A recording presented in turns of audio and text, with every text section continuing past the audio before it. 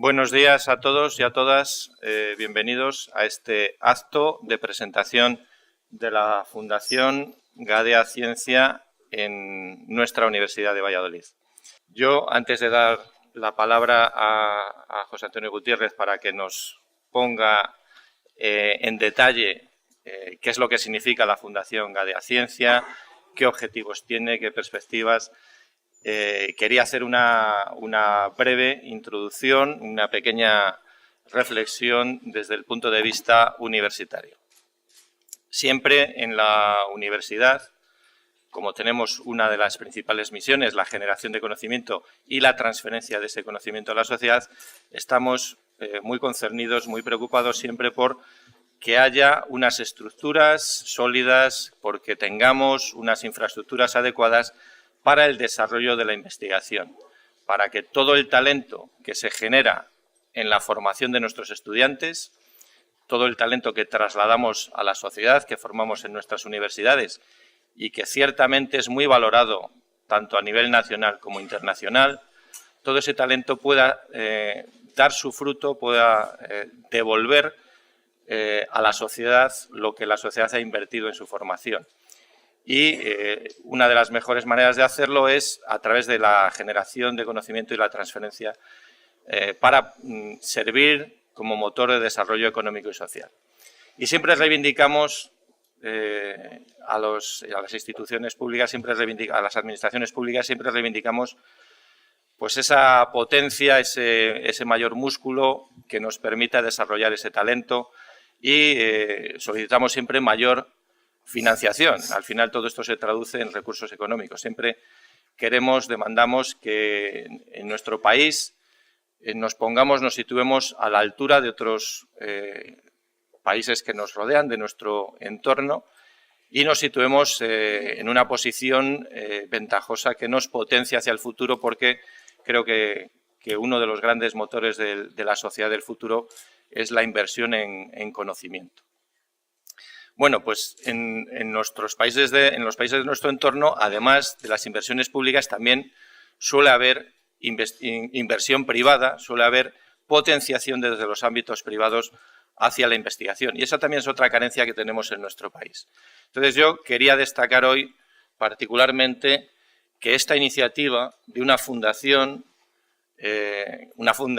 privada, sin ánimo de lucro, pero privada, que se dedica a potenciar, a poner en valor la ciencia, a promover la relación entre los distintos agentes que intervienen en la investigación y la transferencia de conocimiento, a potenciar en definitiva la ciencia y su divulgación a la sociedad, poner en valor lo que la ciencia puede aportar a nuestra sociedad, desde el ámbito privado pues es muy de agradecer. Entonces yo quería agradecer enormemente a la Fundación Gadea, también su director, su alma mater, Gerardo Gutiérrez, que ha sido también presidente del Consejo Social de nuestra universidad, pues quería agradecer esta iniciativa. Y también quería agradecer que pues haya vuelto un poquito esta presentación se haga pensando en sus raíces, en las raíces de la Fundación Gadea. Hoy estamos en la Universidad de Valladolid. He mencionado, Gerardo Gutiérrez ha sido presidente de nuestro Consejo Social, pero también estamos en Castilla y León y digamos que la generación de la Fundación Gadea pues, está muy vinculada tanto a Valladolid como a Castilla y León. Así que agradezco pues, que esta presentación en sociedad se haga en el entorno de Castilla y León y concretamente en la Universidad de Valladolid. Además, pues no quería dejar pasar la ocasión de mencionar que el presidente de la Fundación Gadea pues es don Fernando Tejerina, exrector de la Universidad de Valladolid y referente para todos los universitarios, me atrevería a decir de Castilla y León y de España, pero desde luego en Valladolid ineludiblemente. Así que, sin más dilación, desde este agradecimiento de esta iniciativa, pues quería dar la palabra a José Antonio Gutiérrez para que él nos dé los aspectos en detalle, los aspectos técnicos de lo que significa la Fundación Gadea Ciencia. Querida consejera, querido rector, queridos todos, queridos compañeros de la universidad, de la empresa, todos los que de alguna manera pues, nos sentimos vinculados con esto que llamamos ciencia, que es un concepto muy amplio, ¿no? Siempre que hablamos de ciencia en este país, pues es justo empezar hablando o recordando a don Santiago. Don Santiago decía: considerad que cada idea nueva, no contrarrestada por otra nacida entre nosotros, es un eslabón más de nuestra servidumbre mental, es una contribución que deberemos pagar en oro. Esto lo decía hace 100 años o por ahí. Yo creo que es más válido que nunca este aserto hoy en día, y cada vez lo será más en este mundo globalizado. O somos capaces de generar conocimiento y de transformar el conocimiento que generamos en realidades prácticas, en realidades empresariales, en realidades que favorezcan y de las que puedan disfrutar los ciudadanos, o tendremos que comprar esas mismas realidades a otros que lo hagan fuera de nuestras fronteras, y pagaremos en oro, como decía don Santiago, esta frivolidad. Con este pensamiento, ya hace muchos años,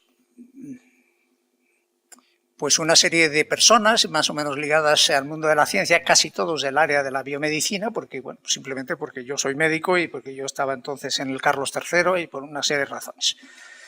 Pero empezamos a pensar que algo más había que hacer que periódicamente manifestar nuestra inquietud o nuestro malestar ante la autoridad correspondiente. En cada momento sería de un color, pero ya está bien de llorar, decíamos. ¿Por qué no pensamos en hacer algo realmente útil, realmente práctico y que pueda ayudar, ¿no?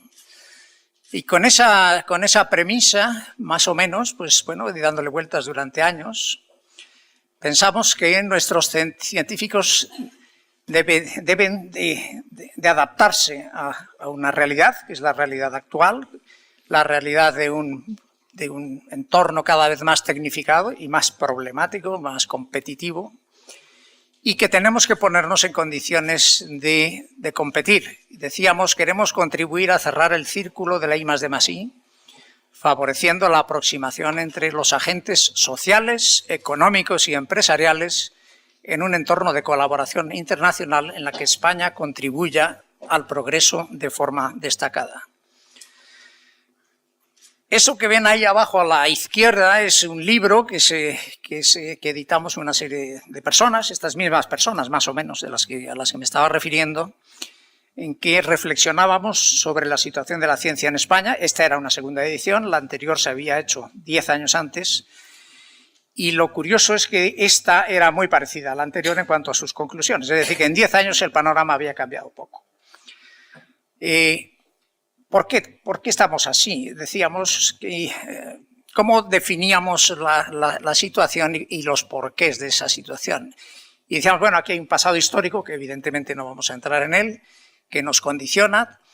La integración social de la ciencia creíamos que debería verse propiciada por la sociedad y dentro de la sociedad por los responsables de hacer ciencia, que son los científicos, que debería ser promovida y gestionada desde el propio colectivo científico, y eso nos iba empujando ya hacia lo que hoy somos, que teníamos que hacer planteamientos de gestión o procurar planteamientos de gestión modernos en que primara la priorización y la ubicación adecuada de los recursos. Decíamos que una perspectiva fundamentada en una evaluación sistemática, independiente y regular era fundamental, era necesaria, y que esto debía llevarnos a unas líneas prioritarias claras y evidentemente a demandar un apoyo suficiente. También decíamos, y esto se ha convertido en una realidad ya palpable en la Fundación, que todo este sistema de ciencia, tecnología, empresa en nuestro país necesitaba gestores cualificados, gestores de ciencia. Los científicos están, o estamos si queréis, para hacer ciencia, pero necesitamos o tener esa capacidad gestora, esa capacidad de management, ¿no? Suficiente, o por lo contrario, o como complemento, deberíamos de tener gestores cualificados en todos nuestros centros. Que evidentemente tenemos un escaso número de patentes, sobre todo si lo referimos a la capacidad de producción científica que, según los indicadores, tenemos. También decíamos que la economía no tiene por qué estar reñida con la ciencia, sino que, por lo contrario, deben de ser complementarias y, por supuesto, estamos seguros de que esto necesita de un convencimiento social, político y empresarial como base de un futuro estable y de progreso. Bueno, los datos entonces, me refiero a hace unos años, como veis, me refiero al año 2014-2015, pues eran estos. Estos son datos, pues ciertamente no muy halagüeños entonces. Entonces estábamos dedicando el 1,22% del PIB al esfuerzo de I+D+I. Hoy, después de pasados unos cuantos años, estamos en el 1,19, es decir, no hemos mejorado, hemos empeorado. La procedencia de estos recursos, más o menos a partes iguales, viene de lo público y de lo privado. No tengo tiempo para meterme en ello, pero sí para recordar que esto que estamos comentando, simplemente desde el punto de vista de trabajo, de empleo, da empleo a 200.000 personas en este país, de las cuales 120.000 son investigadores. Nuestra producción científica, y vuelvo a lo que decía antes, supone el 3,3% de la producción científica mundial y, sin embargo, estamos muy, muy lejos de estas cifras o de estas posiciones en cuanto a nuestra capacidad para generar patentes. Y no es eso lo malo. Lo malo es que entre el 2008 y 2014 nuestra capacidad de generar patentes se ha empobrecido notablemente.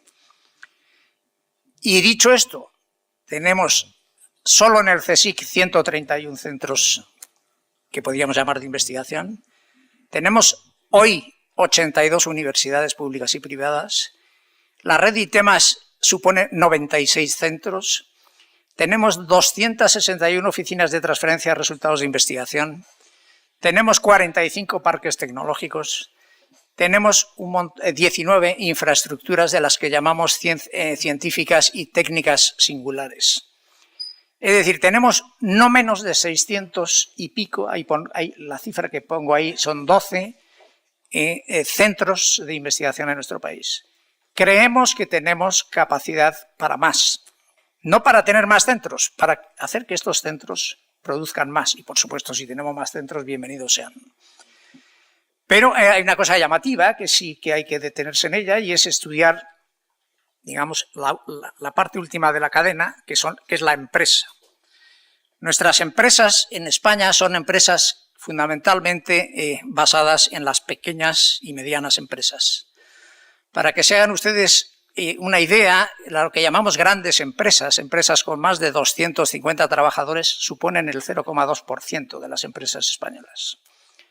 Si lo ponen ustedes en términos de empresas medianas, es decir, empresas que tengan más de 50 trabajadores, solo representan el 0,8%. Sin embargo, las empresas, esas grandes empresas, generan el 33% del empleo, mientras que las pymes se hacen cargo de un 53%. Pero ojo que de estas pymes hay un 40% que son micropymes. Estamos hablando de empresas con menos de 10 empleados. Difícilmente este tipo de empresas pueden participar de una manera notable en lo que es la generación de conocimiento. Los sectores más activos en nuestro país son la farmacia, el motor, las TICs, las aeronáuticas, la alimentación. Hay buena muestra de todo ello la hay en Castilla y León. Y por supuesto deberíamos de hablar también de sociedades científicas, del tercer sector o de otras cosas, pero no tenemos tiempo para hacerlo. ¿Qué ha pasado desde ese momento en que obteníamos esas cifras? Pues que la situación no ha mejorado, sino que se ha deteriorado. Mientras que todos los países europeos de referencia, que son los que pongo ahí, estoy citando a Alemania, a Francia, al Reino Unido, a Italia y al conjunto de la Unión Europea, en conjunto, mientras todos ellos han mantenido o superado o subido su esfuerzo en I+D+I, nosotros lo hemos dejado caer. Hasta el punto de haber llegado casi al 1, haber sobrepasado el 1,4 y estar hoy en el 1,19%. En cuanto a Castilla y León, bueno, pues Castilla y León está, digamos, dentro de lo que sería el ranking interno de comunidades en nuestro país, está en el puesto número 5. Yo creo que en Castilla y León el esfuerzo que se hace es notable. No digo que no se pueda hacer más, es más, pido que se haga más. Lo vamos a pedir en todos los sitios que vayamos a ir y pensamos ir a todas las comunidades autónomas. Pero bueno, como veis, Castilla y León es de las que más se aproximan a la media y por supuesto solo está superada pues, por las grandes potencias, digamos, internas nuestras en estos temas, digo en cuanto a inversión, que somos el País Vasco, Madrid, Navarra y Cataluña. Y nosotros, a la vista de todo esto, ¿cuál es nuestra respuesta? ¿Qué pensamos? ¿No? Lo que decidimos, pues aquel grupo de científicos que se fue más o menos incrementando, pues fue pasar a la acción. Y para pasar a la acción necesitábamos una herramienta. Y la herramienta esa decidimos que fuese en forma de fundación. Entonces surgió así la idea de crear la Fundación Gadea por la Ciencia, con una serie de principios. Primero, que es una organización autónoma de ámbito estatal, que somos científicos fundamentalmente los que integramos la Fundación Gadea, que estamos aquí para colaborar al desarrollo de la ciencia, que queremos apoyar una ciencia de calidad, que queremos tener iniciativas y actividades propias, y las tenemos ya, que queremos procurar una comunidad científica en comunión con las empresas, las administraciones y el capital. Claro que sí, el capital no es malo por sí mismo, el capital es necesario. Y que queremos participar en la educación, divulgación y prestigio social de la ciencia como algo fundamental. Nuestras prioridades estratégicas son promocionar la ciencia y sus beneficios, luchar por la excelencia en la ciencia, elaborar y ofrecer consejos y orientaciones al quien las quiera escuchar. Ya procuraremos que nos escuchen de alguna manera, fundamentalmente desde el mundo de la ciencia y desde lo que llamamos el sector español de ciencia, tecnología y empresa.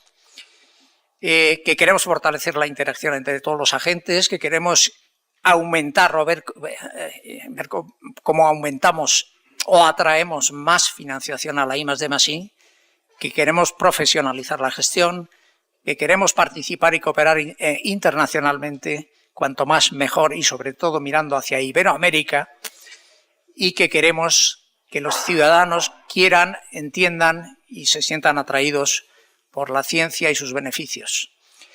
Por tanto, esto es la Fundación Gadea y bueno, pues nos definimos como un grupo de científicos, investigadores, que peleamos o queremos pelear por una ciencia española más competitiva en favor de los ciudadanos. ¿Cuál es la realidad a día de hoy? Bueno, la realidad es que existimos oficialmente, es decir, con todos los papeles en regla.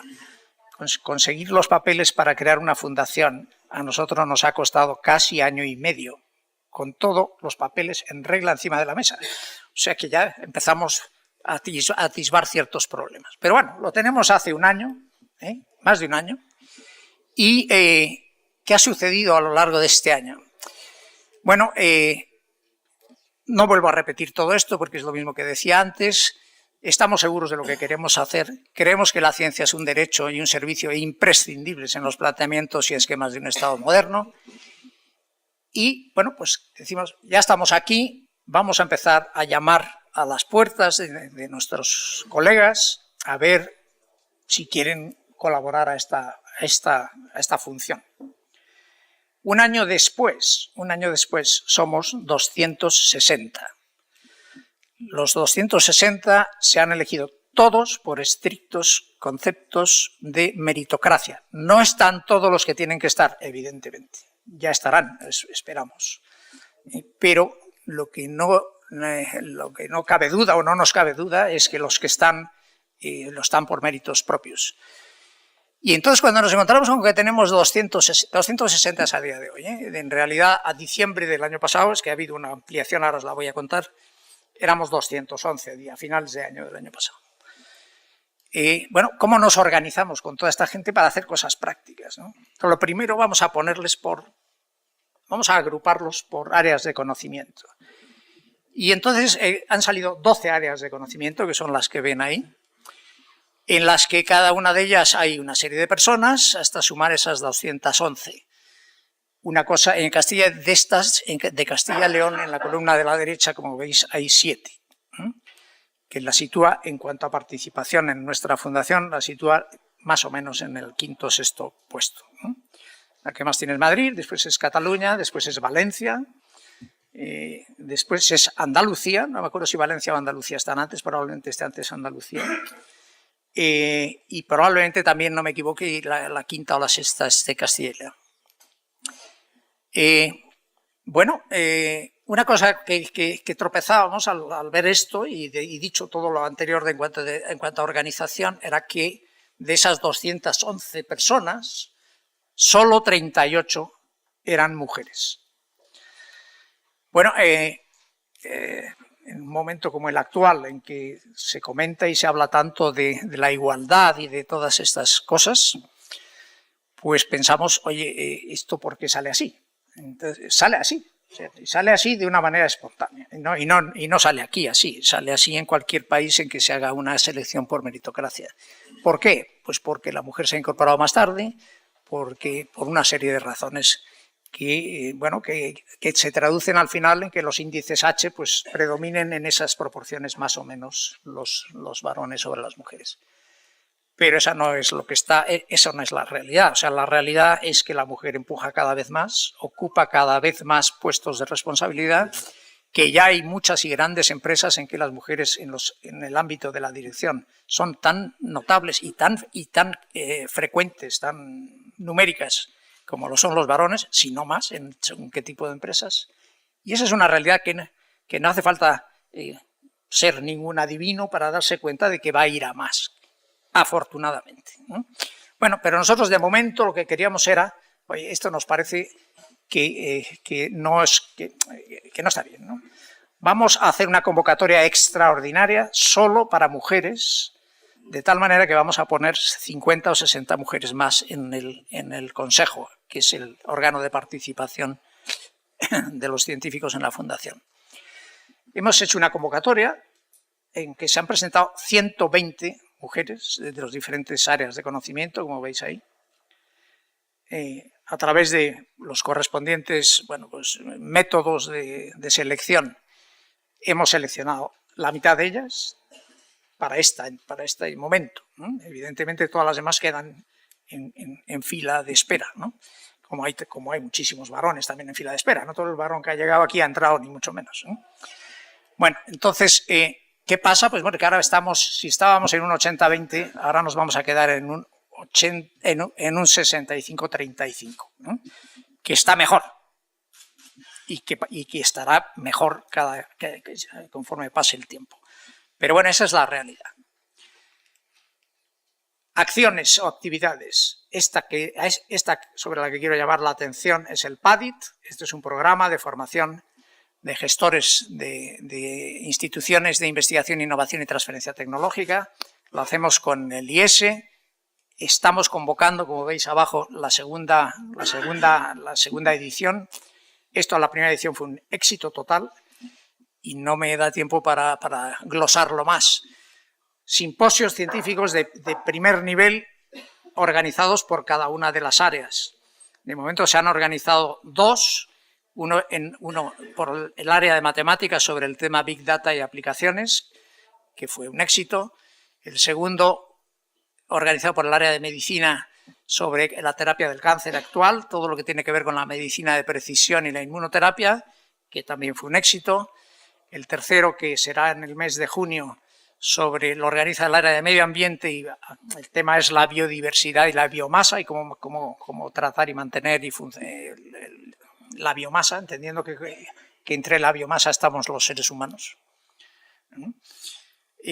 El observatorio y foro, esto es una acción diferenciada que hacemos una vez al año, en la que cada una de las áreas pasa revista a la situación de su área, y la pone de manifiesto públicamente, es decir, durante este año hemos hecho esto, aquello y lo demás allá, y por tanto estamos en esta situación, y el futuro que nos espera es aquello, y lo que deberíamos de proponer son acciones en este sentido o en el otro. Esta es una actividad que se convoca ya, anualmente. Este es un programa Lanzadera, que es un programa que pretende identificar proyectos de investigación de calidad que tengan perspectiva razonable de llegar a ser realidades que puedan ser transferidas, patentes, transferencia, empresa y en medio de todo esto capital. Lo que vamos a hacer es hacer una convocatoria abierta, se van a presentar proyectos a todas las áreas según lo que quiera presentar cada cual, claro.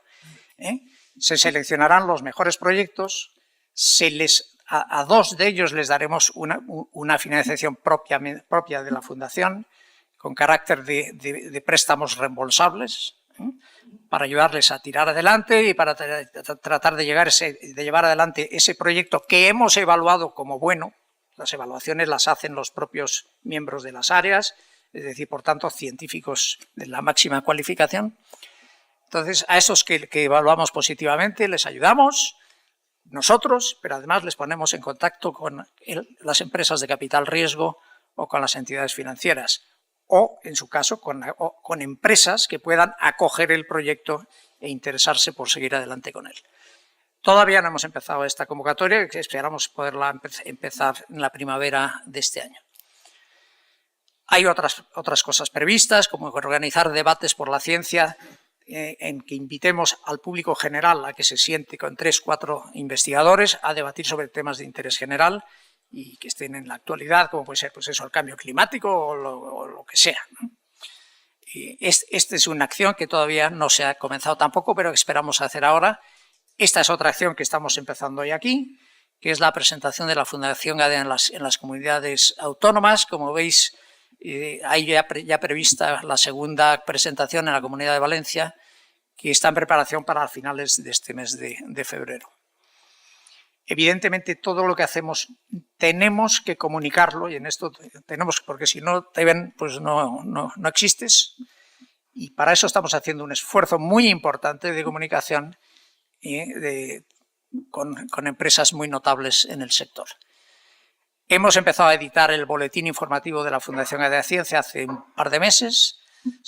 Lo que pretendemos es que depositen ahí sus trabajos. Evidentemente no queremos sustituir a las revistas científicas, pero sí a través de la Fundación hacer saber que los investigadores de este área o de la de más allá quieren poner en común, quieren contar que están haciendo o que han publicado tal cosa o la otra.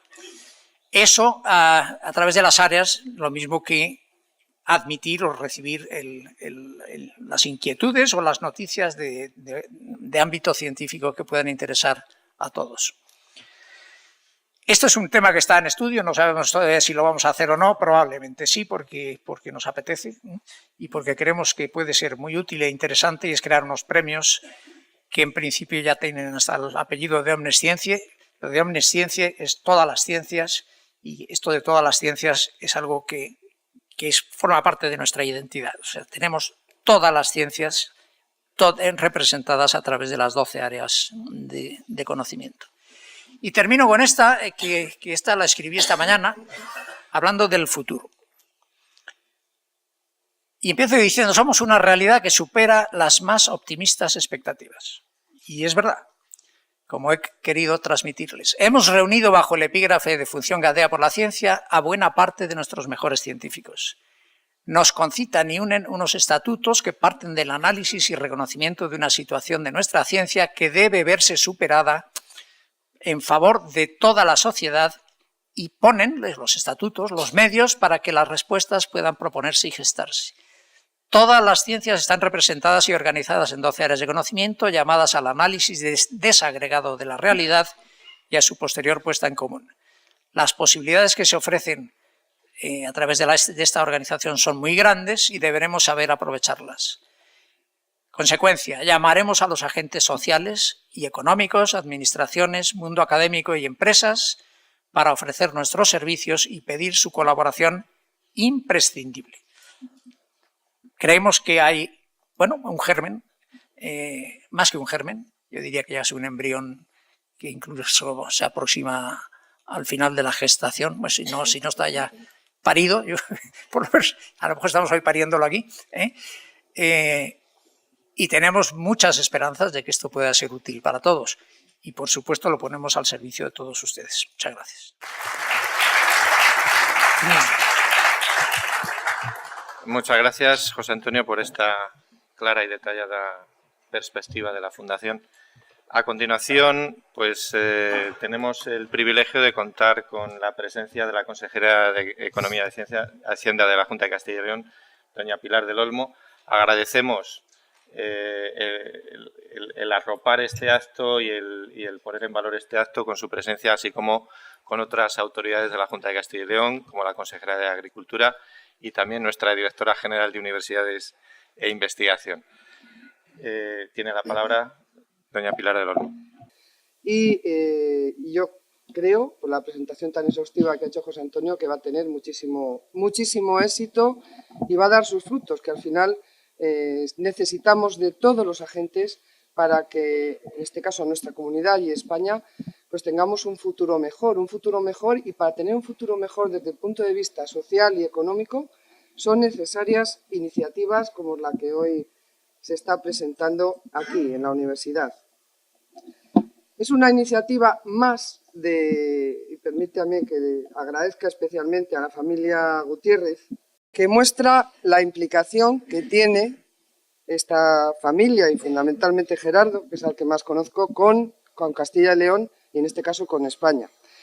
No solo ahora por la constitución de esta fundación, sino por su implicación que ha tenido siempre con el tejido productivo y empresarial de nuestra comunidad autónoma, en sectores, además, que se caracterizan por la fuerte innovación. Me estoy refiriendo al sector químico-farmacéutico y sobre todo a los productos que durante una larga trayectoria pues se han elaborado y que mejoran sobre todo el bienestar y la salud de las personas. Y por lo tanto quiero agradecer hoy especialmente toda su iniciativa, su trabajo, su talento durante todos estos años, ¿no? Y hoy es una iniciativa más. Una iniciativa más que demuestra la vocación que tiene la Fundación de participar en el desarrollo social y económico de Castilla y León. Es una organización, como hemos visto, con unos ambiciosos objetivos que compartimos desde la Administración regional, desde la Junta de Castilla y León, y que trata de mejorar el bienestar del ciudadano de la mano de la ciencia. Y esa tarea es una responsabilidad que tenemos las administraciones públicas, mejorar el bienestar de los ciudadanos, o sea que coincidimos plenamente en los objetivos. Pero para mejorar ese bienestar contamos con el concurso de la sociedad civil, porque se puede avanzar entre todos mucho más rápido y mejor. Y como digo, es una muestra de una iniciativa de la sociedad civil, una iniciativa muy valiosa. Y además, esta iniciativa, yo hoy veo muchos empresarias, que implica también y va a tener un reflejo en el tejido empresarial de Castilla y León. Además, acumula muchísimo talento, porque hablábamos de 260 científicos que están ya integrados en la Fundación. Y bueno, hemos visto que de Castilla y León no somos muchos, 7 científicos, espero que con 8 ya, fenomenal. Según va avanzando el acto, alguno veo que se va animando.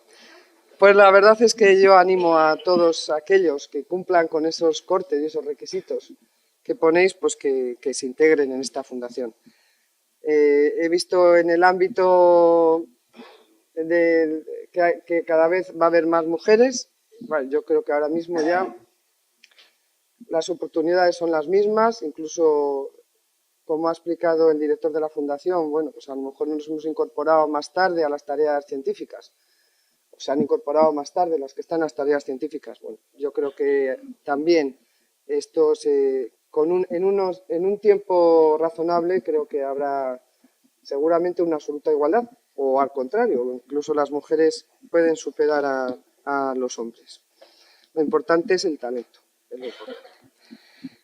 En este sentido, nosotros desde la Junta de Castilla y León siempre hemos apostado por la colaboración público-privada entre todos los que estamos implicados en el sistema de ciencia y tecnología. Por eso, una estrategia que hemos aprobado, que presentó el presidente Herrera, de emprendimiento, innovación y autónomos, se constituye, a raíz de la misma, una red de emprendimiento e innovación, en la que pretendemos sumar el esfuerzo de todas las administraciones públicas, de las universidades, de las empresas, de los centros tecnológicos, de los clústeres, y por eso apostamos siempre, porque el esfuerzo de todos es mucho más valioso que el de cada uno por separado. Solo juntos vamos a lograr tener una comunidad mucho más competitiva. Sí me gustaría decir algunas, porque tampoco les voy a marear, algunas de las acciones que hemos impulsado conjuntamente, por ejemplo, ya que estamos en la universidad, con la universidad y las empresas. Hemos puesto en marcha un programa de prácticas en I+D+I y en internacionalización para toda la comunidad autónoma, para que nuestros jóvenes, cuando salen de la universidad, tengan una primera experiencia práctica y sobre todo en el ámbito científico-técnico, y a medio plazo pues se puedan quedar aquí en nuestra comunidad y generar ese empleo de calidad y al mismo tiempo retener el talento. Lo hemos hecho en colaboración, como digo, con las universidades. Es un programa al que hemos dedicado 3 millones de euros y bueno, estamos en ello y hay empresas que se han apuntado, también hay estudiantes, pero curiosamente hay más demanda de alumnos que se apuntan, o que recién titulados que se apuntan. Y ahí incluyo 2 programas específicos de Industria 4.0 que estamos ya, no es que sea el futuro, es el presente, y de ciberseguridad.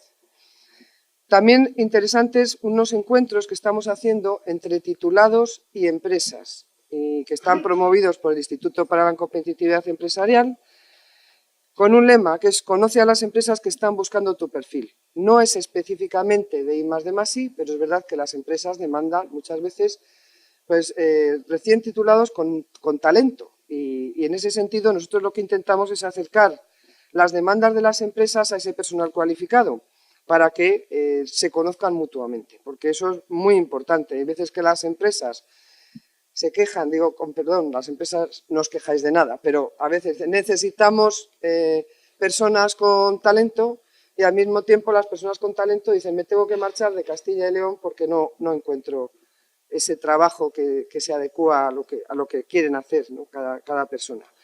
Bueno, pues ya hemos organizado una jornada en colaboración con la Universidad de Valladolid en el Parque Tecnológico de Boecillo, con la participación de 5 jóvenes.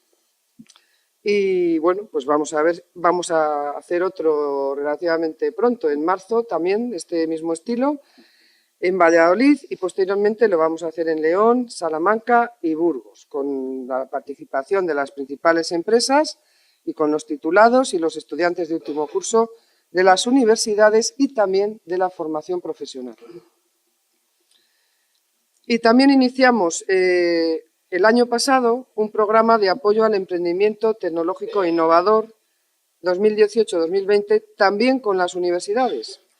Y esto era para nuevos proyectos innovadores con alto valor añadido y con potencial de crecimiento, que contribuyeran a diversificar el tejido industrial y sobre todo a introducir esas empresas innovadoras al tejido industrial de Castilla y León. Siempre teniendo en cuenta que se tiene que aportar ese valor añadido, nuevas tecnologías, nuevos procesos, nuevos productos. Y bueno, para esto se dotó con un presupuesto de 1,5 millones y también tenemos un convenio con la Universidad de Valladolid, que creo que en breve vamos a poder presentar ya los primeros resultados de ese convenio. Hablaban de financiación. La Fundación Gadea va a tener una parte que es la financiación. Yo quiero que cuenten con todos los instrumentos de financiación para la I+D que tenemos en Castilla y León. está dentro de lo que hemos llamado lanzadera financiera, que como muchos son de aquí ya saben perfectamente lo que es, agrupa todos los instrumentos de financiación, pero hay unos específicos para financiar la I+D. Y en ese sentido hay un instrumento de garantía que lo gestiona Iberaval, pero que hemos destinado a la Junta 20 millones de euros solo para proyectos de I+D. Para otros proyectos hay más dinero, pero para proyectos de I+D hay 20 millones de euros que cuando uno va a pedir el préstamo a un banco, pues en vez de garantizarlo, y sobre todo en I+D, que el banco es reacio a financiarlo, pues lo que hace con este fondo de garantía, cubrimos la garantía en definitiva que tendría que poner el emprendedor en el ámbito de la I+D. Es un buen instrumento y quiero que lo conozcan. Y también hemos creado un fondo de capital semilla a través de Sodical, que por ahí veo también a la directora, con pues pequeños de 1 millón de euros para proyectos innovadores, muy innovadores, que también tienen difícil, son préstamos participativos y tienen difícil a veces ponerse en marcha, por las mismas dificultades que decíamos antes. Y por último hay un producto también de Iberaval, de avales, que complementa a los anteriores, específico para proyectos de I+D. Estamos haciendo esfuerzos y los datos de I+D no los voy a dar, porque ya los ha dado José Antonio, gasto de I+D en Castilla y León. Solo destacar que se ha hecho un esfuerzo en el último año, que hemos sido la cuarta comunidad con mayor crecimiento en el gasto en I+D y que ahora mismo, pues estamos prácticamente como la media española, el gasto en I+D, que yo comprendo que es insuficiente, y que su misión es la de pedir dinero a las administraciones públicas que invirtamos en I+D+I, que les aseguro que estamos haciendo un esfuerzo, pero es verdad que de este gasto en I+D, que es el 1,20% del PIB en Castilla y León, si no me han dado mal el dato de la estadística de 2017, el sector que más apuesta y que tiene mayor peso en este gasto son el sector privado, el sector empresarial. Las empresas concentran el 64% del gasto en I+D en Castilla y León, que es bastante más que la media nacional, incluso cumple con los objetivos europeos de que ese gasto de las empresarial sea del 60%. También los recursos humanos que se destinan a la I+D han aumentado casi un 7% según la última estadística. Nosotros y si vamos, el gasto empresarial, como digo, que es muy importante, somos la tercera que más ha subido en el país. ¿Cuál es nuestra aspiración? La de la Junta de Castilla y León, pues invertir más en I+D, tener más gasto público en I+D. Pero como saben, y yo soy la encargada de los presupuestos, pues hay muchas necesidades que satisfacer, que es un gasto, como digo, no tan importante para el futuro, pero que es el presente. Hay que pagar la nómina, hay que pagar los hospitales, hay que pagar los profesores. En definitiva, entonces nos hemos puesto como objetivo llegar a gastar el 3% del gasto no financiero de las consejerías, dedicarlo al gasto en ciencia y tecnología. Ahora mismo estamos en el 2,86, este año no hay presupuesto, pues va a ser difícil que lleguemos al 3%. Pero bueno, se ha hecho un esfuerzo también, porque tengan en cuenta que en la época de crisis económica, que si se fijan en las estadísticas de España y igual en las de Castilla y León, pues hubo una disminución del gasto público en I+D bastante abrupta. Entonces, lo que hemos hecho desde el año 2014, hemos venido recuperando los niveles de inversión pública en I+D+I. Y yo confío en que esta tendencia pueda seguir al alza, porque a mí también me da envidia a veces como vemos países de nuestro entorno que dedican casi un 3% del PIB, que tienen un 3% del PIB destinado a la I+D, o ya si nos vamos a otro entorno, Israel dedica cerca de un 4% a gasto de I+D+I. O sea que yo creo que el objetivo es ir aumentando el gasto en I+D+I desde los presupuestos públicos y desde luego seguir contando con la actividad empresarial en I+D+I, que creo que es importantísima en nuestra comunidad autónoma. Y también quiero mencionar, como una de las apuestas, un nuevo modelo de investigación e innovación para la mejora de la competitividad del sector agrario y agroalimentario. Hoy me acompaña la consejera que lo ha puesto en marcha, que creo que en el sector, tenemos sectores muy importantes aquí, el sector automovilístico, también el sector agroalimentario tiene más importancia. en cuanto al tanto por ciento que representa sobre el valor añadido bruto. Estamos en un 27%. Y por tanto, desde la Consejería de Agricultura han puesto un modelo de investigación e innovación para mejorar la competitividad de este sector, como digo, de gran importancia en nuestra comunidad autónoma y que va a contribuir también a un desarrollo más equilibrado de nuestro territorio, porque muchas de las actividades se realizan en el medio rural. En fin, termino ya. Yo creo que tenemos que reconocer que ha habido avances en el campo del I+D, aunque evidentemente tenemos un trabajo muy intenso por delante y tenemos que avanzar para un futuro mejor de la mano de la ciencia y de esa manera conseguiremos que todos nuestros ciudadanos vivan mejor. Y termino como he empezado, reconociendo y agradeciendo a todos los implicados en esta iniciativa, porque me parece que es algo fantástico y que yo espero que, confío en que vais a contribuir al desarrollo económico y social de Castilla y León. Así que nada más y muchas gracias por su atención. Muchas gracias. Cerramos este primer turno con la presentación y ahora vamos a pasar a una segunda fase que desde luego es muy interesante y que va a consistir en una mesa redonda en torno al título Situación de la ciencia en España y Castilla y León, que va a ser moderada por el presidente del Consejo Social de la Universidad de Valladolid, don Óscar Campillo, y que va a contar con la intervención como ponentes de don Miguel Ángel Quintanilla Fisac, catedrático de Lógica y Filosofía de la Universidad de Salamanca, don José Alberto Orfao, catedrático del Departamento de Medicina de la Universidad de Salamanca, y también de don Mariano Barbacid Montalbán, profesor de investigación del CSIC en el Centro Nacional de Investigaciones Oncológicas. Así que, cuando gustéis.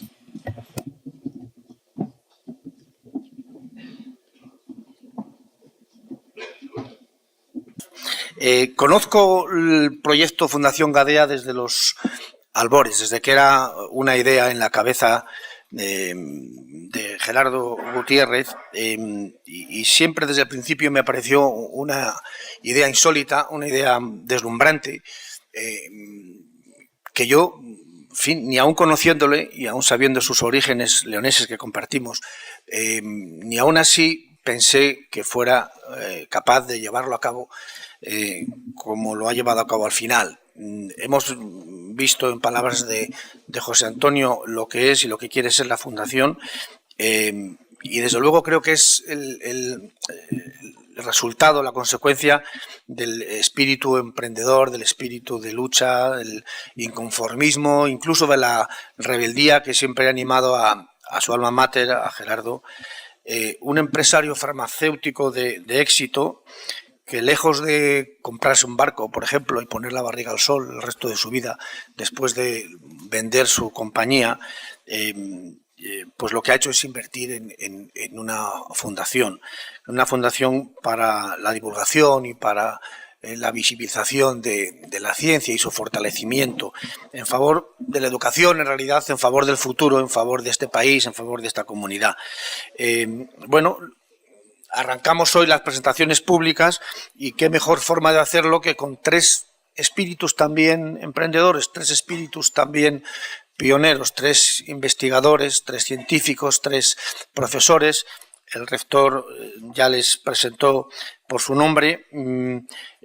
Yo les diré, poco les puedo decir de Mariano Barbacid, poco les puedo decir de Miguel Ángel Quintanilla y poco les puedo decir de Alberto Orfao. Los tres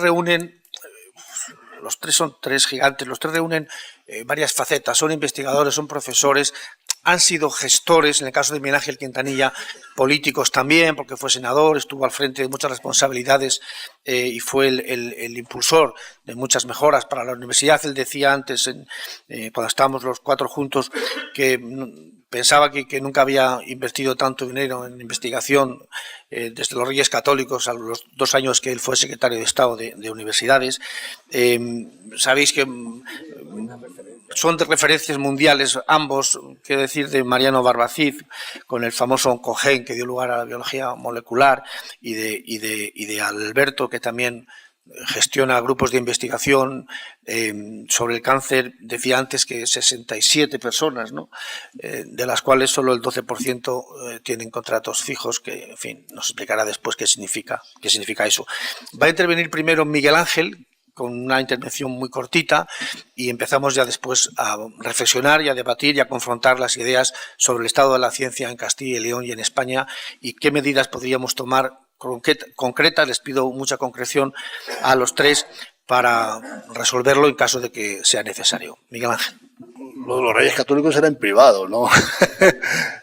Pero era una broma, ¿no?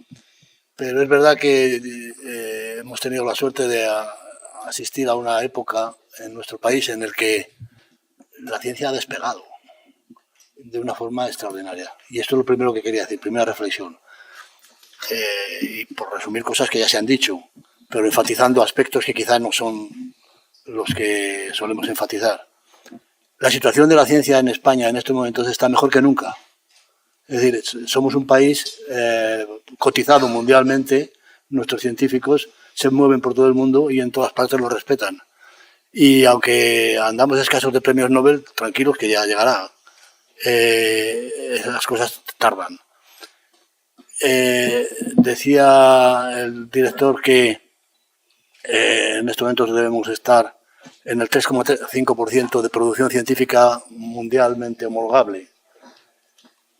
¿Saben ustedes cuál es el peso de la economía española a nivel mundial? Menor que el de la ciencia.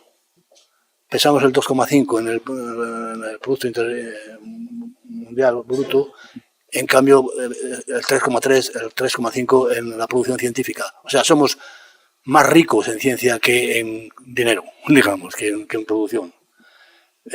Bueno, ya sé que son magnitudes que no se pueden comparar así, tampoco hay que exagerar esto, pero simplemente para quitarnos un poco de encima la idea esta de que andamos muy mal, de que somos muy malos. No, no somos muy malos, éramos muy malos.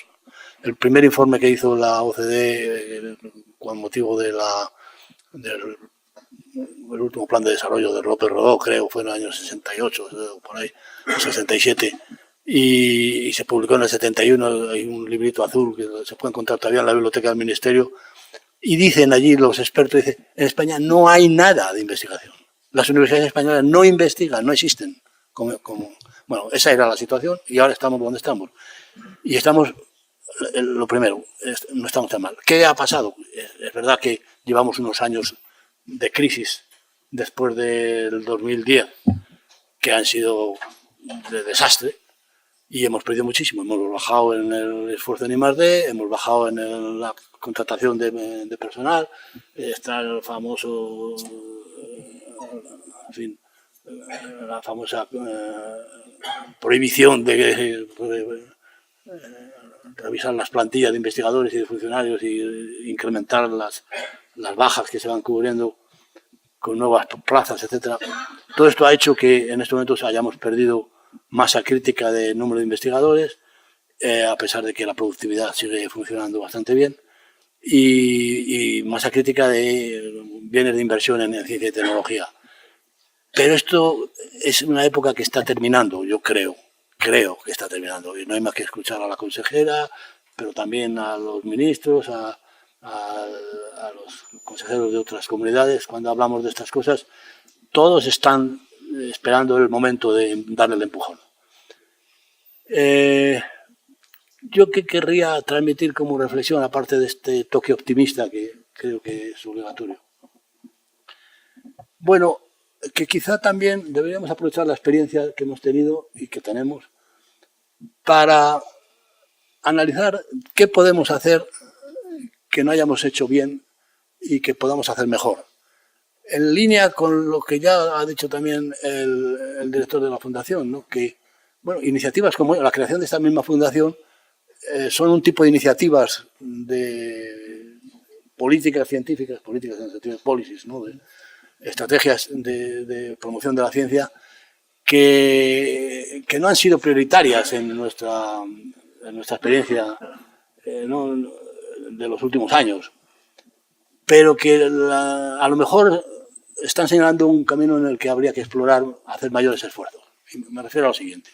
Se ha citado algunas iniciativas que se han tomado en estos últimos años, 30 años, la creación de la red OTRIS, de oficinas de transferencia de resultados de investigación. Será lo que sean y habrá pasado lo que haya pasado con ellas y algunas han ido muy bien, otras muy mal y tal, pero fueron un cambio cualitativo importante. De repente, en las instituciones universitarias y en los centros públicos había pequeñas células de especialistas en gestión de proyectos de I+D, I+I, etcétera, que han convulsionado el sistema. Bueno, pues en esa línea yo querría solamente dejar como reflexión dos ideas. Una, quizá tendríamos que aprovechar estos momentos de crisis saliendo de la crisis para hacer un esfuerzo de imaginación e inventarnos nuevas formas de actuar en el campo de la ciencia y la tecnología para dar el salto. Y algunas ideas se nos ocurren. Por ejemplo, quizá tendremos que empezar a abandonar algunos prejuicios sobre la gestión pública de la ciencia y la tecnología y explorar nuevas posibilidades. Yo creo que, por decirlo en dos palabras, el derecho administrativo no es un buen referente para la gestión de los proyectos científicos. Punto. Por ejemplo, para mejorar el estatus en la carrera académica de un investigador senior, hay que sacar una plaza a concurso. Eso es una estupidez, porque si tú no quieres perder a tu investigador senior, lo que quieres es que se quede en el centro donde está, tienes que poder subirle el sueldo, vamos a decirlo así, y poder promocionar pasarle de titular a catedrático o lo que sea, sin necesidad de someterte a todo el cambalache de concursos, oposiciones, no sé qué, no sé cuántos, que en parte en las universidades nos hemos saltado ya gracias a las reformas legales que hemos hecho, pero que todavía hay mucho que hacer ahí, mucho que hacer. Hay que hacer estructuras de gestión públicas mucho más ágiles, más fáciles de gestionar y más eficientes. Y que estén abiertas a una cosa que en el mundo científico le damos mucha importancia, que en castellano antiguo se llama chiripa y en inglés serendipity, ¿vale? Es decir, la suerte. Hay que estar preparado para aprovechar ocasiones que salen y que no estaban previstas, ¿vale? Los sistemas de innovación no son máquinas, no son locomotoras. El modelo, la metáfora con la que tenemos que asociar a un sistema de innovación no es una locomotora tirando de los vagones de las empresas, de no sé qué. Se parece más a sistemas, sistemas, vamos a llamarlos así, sistemas complejos en los cuales no basta con tocar una variable para que los resultados cambien de acuerdo a lo previsto, sino que hay que tocar muchas variables y a veces hay que simplemente esperar a que alguien toque algo que no sabemos lo que es. El famoso efecto mariposa del Pacífico, etc. Si estamos convencidos de que los sistemas sociales, los sistemas de innovación son de esta naturaleza, deberíamos adoptar políticas de promoción de la innovación acordes con esta naturaleza. Por ejemplo, decía uno de los premios Nobel que recibió el premio Nobel por la física de estado sólido, la teoría de superconductores, ¿no? De Leon Cooper, decía en un artículo de Física Review Letters que la financiación de la investigación básica y académica no es ni un lujo del que hay que prescindir cuando hay crisis, pero ni siquiera es un gasto de inversión. Él dice una cosa muy interesante, dice, es una deuda que tenemos. Tenemos que pagar la deuda. La ciencia actual, nuestros empresarios actuales, cuando tienen la capacidad de acceder a tecnologías que les permiten aumentar la rentabilidad o a patentes, eso es posible gracias a que durante siglos se ha estado haciendo investigación gratis et amore, que ha dado lugar a conocimientos nuevos que ahora resulta que son útiles. Pero los conocimientos, si son nuevos, no se pueden predecir, precisamente porque son nuevos. Y por lo tanto tenemos que actuar con la conciencia de que estamos pagando una deuda con la humanidad. Y que es la deuda que nuestros descendientes tendrán que pagar por haberla aumentado nosotros. Y que por lo tanto tenemos que convencernos de que debe ser posible convencer a la población de que hay que apoyar la investigación básica, incluso aunque nadie te lo pida. Bueno, de aquí se derivarían algunas consecuencias interesantes para políticas concretas de promoción de la ciencia y la tecnología, que prefiero dejar para el coloquio porque yo había dicho que iba a hablar 3 minutos y ya. Tanto el Barbacid como Alberto han gestionado institutos, el Centro Nacional de Investigación Oncológica, Instituto sobre el Cáncer, tienen experiencia, por tanto, en investigación y en gestión. No estamos tan mal como defiende el profesor Quintanilla, y después, ¿es solo cuestión de dinero, de financiación, o también de prejuicios, inercias, burocracia, rigideces, falta de flexibilidad? Donde faltan más plazas de investigador, pero todo eso cuesta dinero. En cambio, una mayor flexibilidad en la gestión no cuesta dinero. Entonces, esa sería la parte que sería, digamos, más fácil de resolver. Me pongo entre comillas porque a veces cuando uno hace una sugerencia que parece muy lógica, en la administración te dice, uy, eso no es posible. Yo siempre le digo, hijo mío, si no hubiera sido posible, tendríamos todavía las cortes franquistas, ¿no? Porque aquello sí que debió de ser complicado y sin embargo se resolvió. Luego, no es cuestión de que sea difícil, es cuestión de querer hacerlo, ¿no? Entonces eso ahora es uno de los problemas graves que tenemos, una intervención del Ministerio de Hacienda que nos trata como si fuéramos criminales o corruptos, ¿no? Es decir, una intervención previa en algunos sitios, ¿no? En algunos OPIs todavía sigue la intervención previa. Hay que pensar en modelos más de gestión, mucho más flexibles, y en ello pues voy a mencionar a José Antonio Gutiérrez Fuentes, porque él fue quien creó la idea de hacer el Centro Nacional de Investigaciones Oncológicas. Nuestro centro se basa sobre 2 premisas, mejor dicho, sobre 3. 2 han funcionado muy bien, la otra no tanto. Y es que no somos funcionarios. Eso fue mi primera condición y, por supuesto, totalmente de acuerdo con José Antonio. La segunda es que nosotros nos gestionamos el presupuesto. Esa fue la que ha funcionado muy bien. La tercera, que ya no ha funcionado tan bien, es que el control, es decir, el director tiene una gran flexibilidad, que creo que es esencial.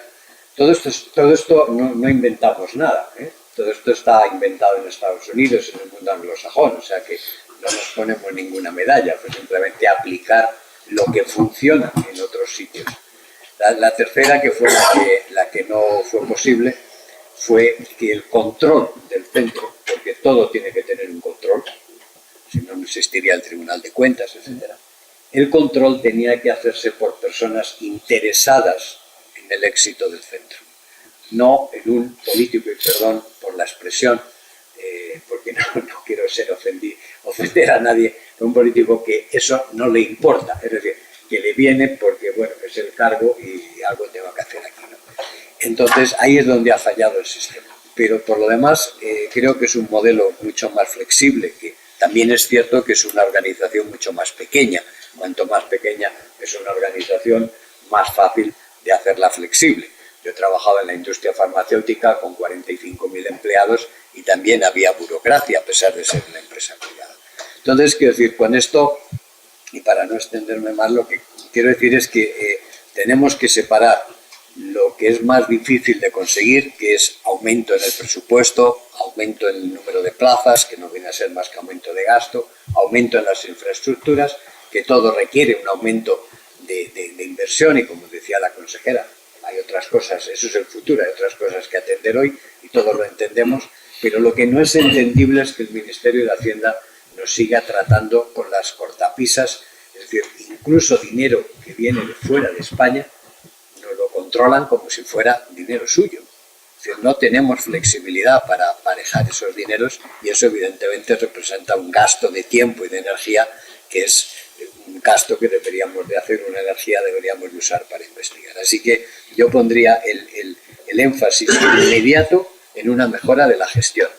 Y luego, el siguiente, evidentemente, en algún momento tenemos que aumentar los presupuestos para llegar a los que había en 2008, 2006-2008 que hablaba.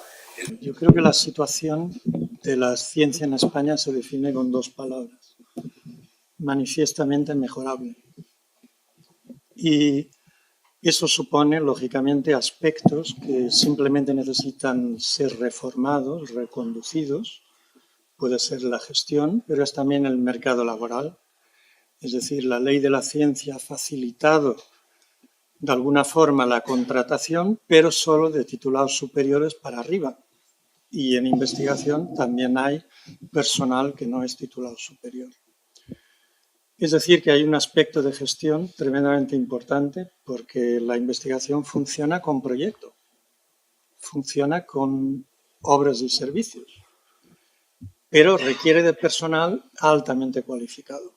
Por lo tanto, no podemos cualificar a alguien y se acaba una obra y servicio y lo ponemos en la calle porque no se puede contratar para la siguiente. Entonces hay, lógicamente, una serie de aspectos que se pueden modificar en la práctica, pero hay que introducir también conceptos e ideas nuevas. Y yo creo que tenemos que tener en cuenta que la ciencia es tremendamente dinámica, por lo tanto requiere de una revisión continua, es decir, que requiere, en otras palabras, de un plan estratégico definido en base a los objetivos que queremos al final. Y muchas veces lo que no existe es una claridad sobre cuál es el objetivo final de la inversión que se hace en investigación. Y me parece también que un aspecto importantísimo es la cultura, porque al final terminamos hablando siempre de inversión y tenemos en general la cultura, aunque todos los datos apuntan a la inversa, de que en investigación hay que invertir cuando sobra el dinero. Y cuando miramos en la práctica, los países ricos son ricos porque han invertido en investigación. No es que tengan investigación porque son ricos, sino es justo lo opuesto, porque han tenido condiciones muy adversas, norte de Europa, porque han tenido necesidad de colaboración de proyectos comunes. Un ejemplo puede ser Islandia. Es decir, que desde esos cambios que podemos hacer casi al día siguiente, a cambios que realmente probablemente van a tardar generaciones, porque es una cultura de lo que representa realmente la inversión en investigación. Pero yo dejaría dos palabras para terminar: planificación y evaluación de acuerdo al objetivo que se definió como objetivo central. Es decir, que sepamos si realmente estamos llegando a donde queremos estar.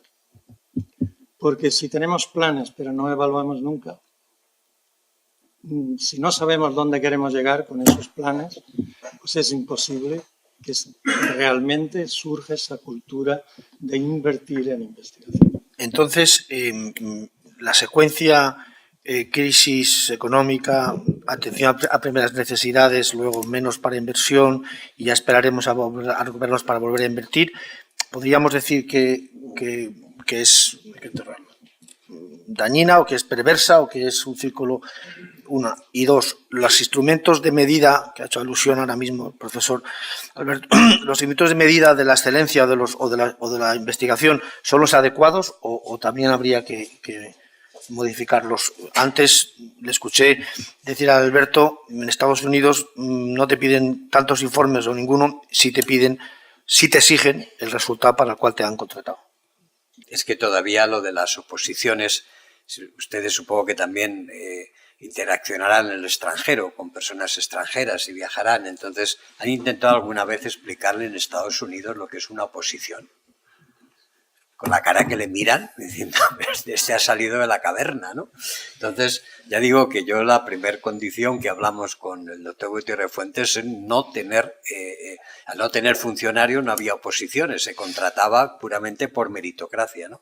Ahora, esto también requiere una estabilidad, porque como decía Profesor Osfao, si tú tienes a una persona muy buena y solo le puedes pagar por 3 años, pues tampoco solucionas el problema con esto, ¿no? Es decir, hay que dar más estabilidad, pero dejarnos de decir que la meritocracia sea quien realmente controle esto. ¿Cómo se va a resolver el problema de la endogamia? Ahí ya me sobrepasa y ahí ya cedo la palabra a otros más ilustres.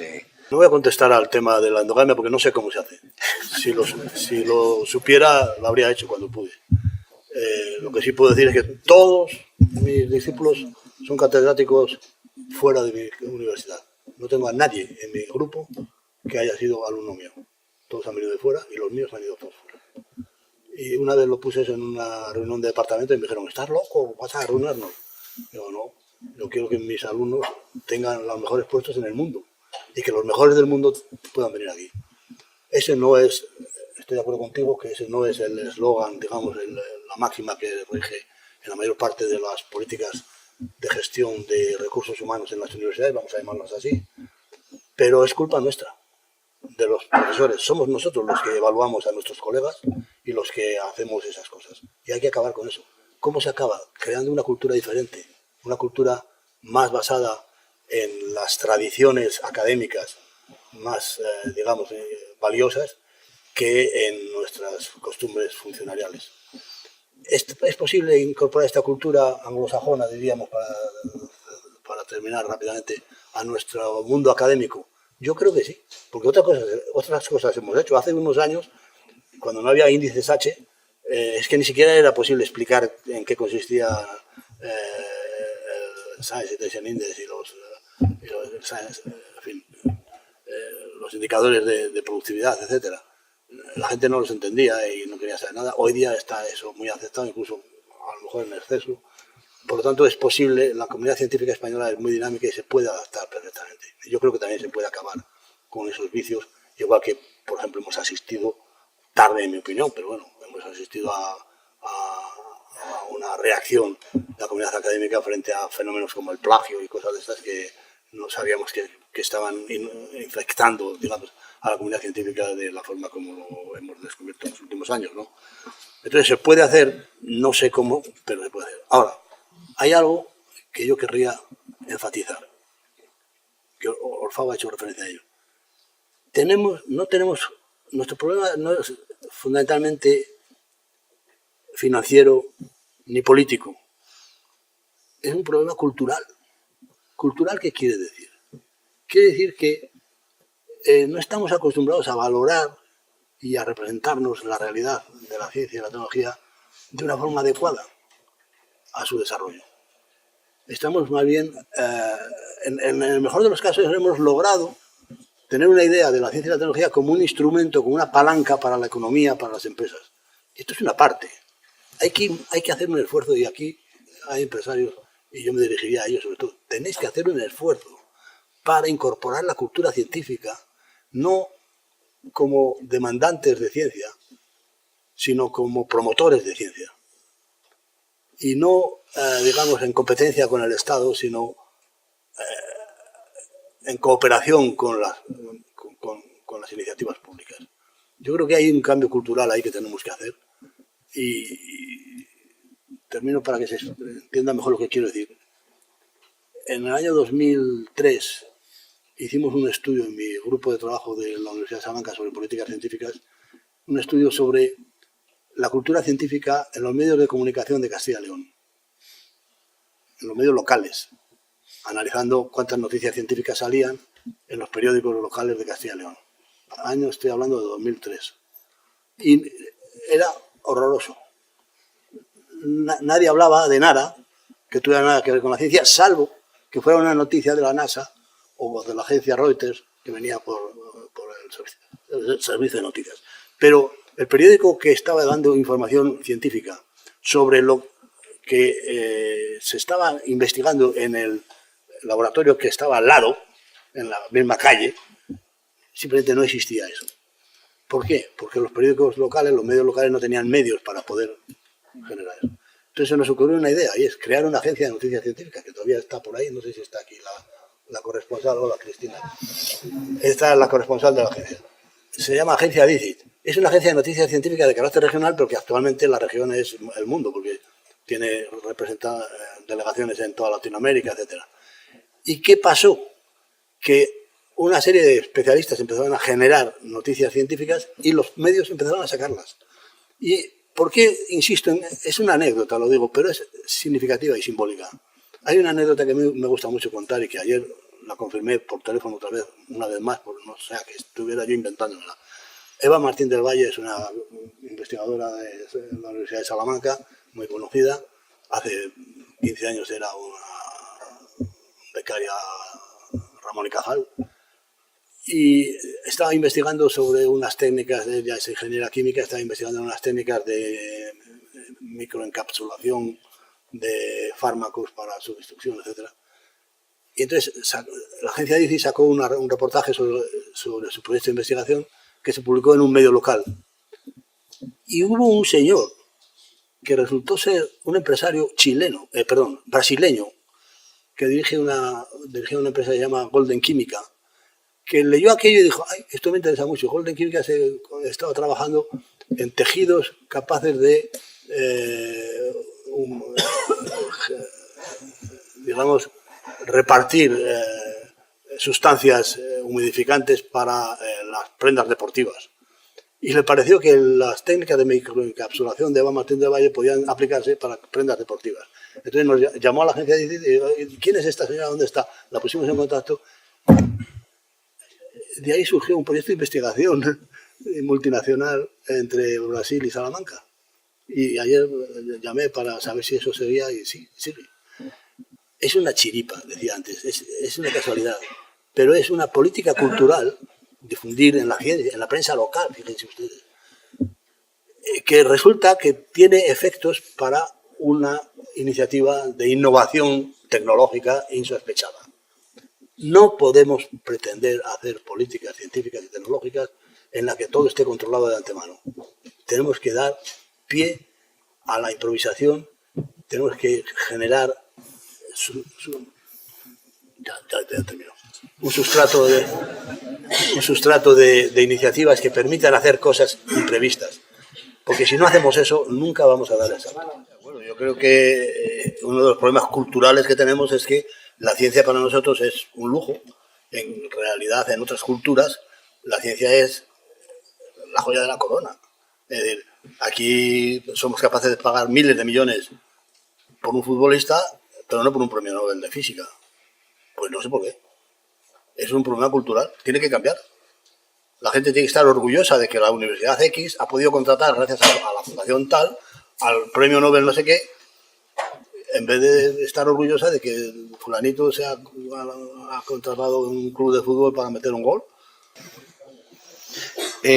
¿Nos podéis contar cuál es el día a día, las frustraciones o los obstáculos, las dificultades, si es que los hay, que encontráis al frente de grupos de investigación? O sea, ¿qué podríais hacer mucho mejor o qué es lo que os frena? ¿Qué es lo que...? Bueno, aquí hay empresarios, hay políticos, hay representantes de la sociedad que en vuestro día a día pues yo podría hacer mucho más, mis 67 personas podrían dar mucho más de sí si tuviéramos resuelto estas pequeñas cosas que es fácil de cambiar. Yo creo que los problemas seguramente del día a día son muy diferentes de unos grupos a otros, depende del tamaño del grupo, depende del área en el que trabaja, depende de una serie de aspectos, digamos, diferentes, ¿no?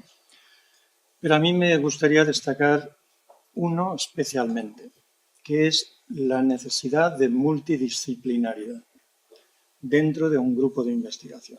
Es decir, aunque uno tenga un número suficiente de investigadores, que todos son del mismo área, que son capaces de empujar el conocimiento dentro de un área, hoy día para avanzar en investigación es imprescindible traer gente con una visión y unos conocimientos completamente diferentes de ese área.